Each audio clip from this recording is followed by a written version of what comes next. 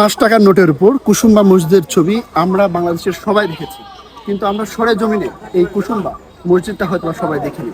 এই মসজিদটা নওগাঁ জেলার মান্দা উপজেলায় অবস্থিত এবং এই মসজিদটি জুড়ে রয়েছে অসাধারণ একটি ইতিহাস। প্রায় 500 বছরের পুরাতন এই মসজিদটি ঘিরে রয়েছে নানা রকম কল্প কাহিনী এবং ইতিহাস। আমরা ধীরে ধীরে শুনবো এবং জানবো এই মসজিদের বিস্তারিত।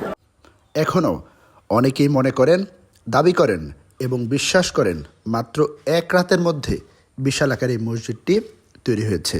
শুধু এই মসজিদ নয়, মসজিদের সামনে বিশাল এক দিঘি, প্রায় 15 একর জায়গার এই দিঘিটিও তৈরি হয়েছে সেই একই রাতে।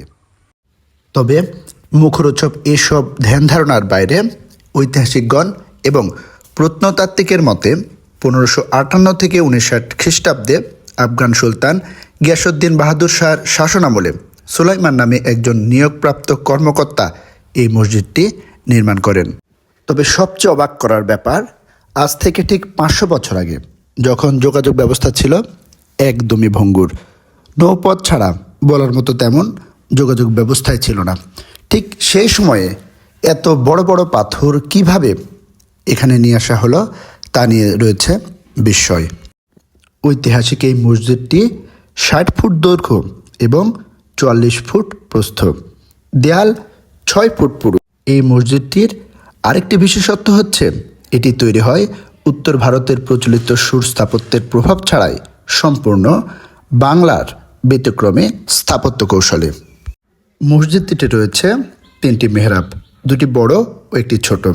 ঝুলন্ত শিকল, আঙ্গুর, লতাপাতা, কলস, জ্যামিতিক নিখুঁত কারুকাজ সহ শিল্পজ্ঞানপূর্ণ একটি মসজিদ এটি। মসজিদের উত্তর পশ্চিম কোণে তৈরি জেনানা গ্যালারিতে নির্মাণকালে বিচারক বা কাজী বসতেন ও স্থানীয়দের সমস্যা সমাধান করতেন। বাংলার মাটিতে শত শত বছরের ইতিহাস ঘুমিয়ে আছে। ইটের পর ইট নিঃশব্দে বলে চলেছে রাজাদের, সাধু দরবেশদের আর অজস্র জনমানুষের কথা। আজ আমরা শুনছি নওগাঁর ঐতিহাসিক কুসুম্বা মসজিদের ইতিহাস, যার গায়ে এখনও লেখা আছে মুঘল থেকে পূর্ব বাংলার স্থাপত্য ঐতিহ্যের অমর সাক্ষী। এখনও কুসুম্বা গ্রামের অনেক বয়স্ক মানুষ মনে করেন এই মসজিদটি রক্ষা করে আসছে এক অদৃশ্য সাধু, যিনি রাতে এখানে প্রদক্ষিণ করেন। আবার কেউ বলেন এই মসজিদের নিচে লুকিয়ে আছে গুপ্তধন, যা পাহারা দেয় কালনাগিনী। কিছু মানুষ বিশ্বাস করেন এই মসজিদটিকে যারা অসম্মান করেন তারা অদ্ভুত রোগে আক্রান্ত হন।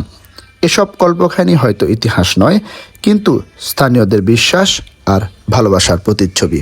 1897 সালে এই এলাকায় ভয়াবহ ভূমিকম্পে পুরো গ্রাম ধ্বংস হয়ে গিয়েছিল, কিন্তু অদ্ভুত ব্যাপার হলো এই মসজিদটির তেমন কোনো ক্ষতি হয়নি। এখানকার আরেকটি অদ্ভুত ব্যাপার হচ্ছে সারা বছর জুড়ে এখানকার দরজায় ঝুলে থাকা মৌচাক।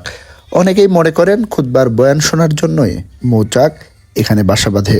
ধর্ম বিশ্বাস এবং ভালোবাসা থেকে প্রতি শুক্রবার এই মসজিদে দান করেন লক্ষ লক্ষ টাকার জিনিসপত্র। তার মধ্যে রয়েছেন গরু, ছাগল, হাঁস, মুরগি থেকে শুরু করে নানান ধরনের জিনিস। শুক্রবার সহ সপ্তাহের প্রায় প্রতিদিনই দেশের বিভিন্ন স্থান থেকে অসংখ্য মানুষ এখানে আসেন তাদের মানত নিয়ে। তারা বিশ্বাস করেন এখানে মনের কোনো চাওয়া থাকলে মানত করলে সেটা পূর্ণ হয়। প্রায় 40টি চুলাতে এখানে রান্না হয় শুক্রবারে অসংখ্য মানুষের জন্য খাবার দাবার। আগত মুসল্লি, দর্শনার্থী এবং স্থানীয়দের জন্য এই খাবার পরিবেশন করা হয়। এখানকার কৃষ্টি কালচার এবং রীতিনীতি নিয়ে ধর্মীয়ভাবে মতপার্থক্য থাকলেও এখানকার আয়োজন এবং মানুষের মিলন মেলা সত্যি মনোমুগ্ধকর। মহান আল্লাহ তাআলা আমাদের সকলের মনের নেক আশা পূর্ণ করুক, এই প্রত্যাশায় শেষ করছি। আল্লাহ হাফেজ।